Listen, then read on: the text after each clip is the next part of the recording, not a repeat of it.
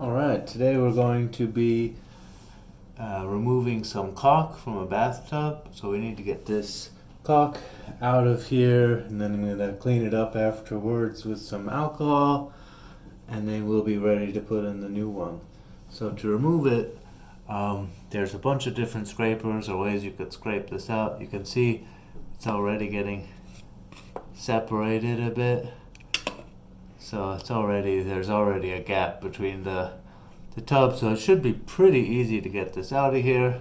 So what I'm going to do is just scrape along here along the edge of the tile, get it started, and then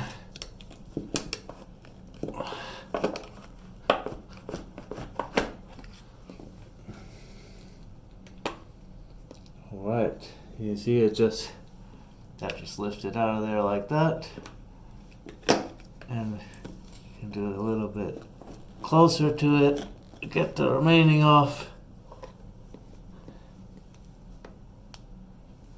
and that's it.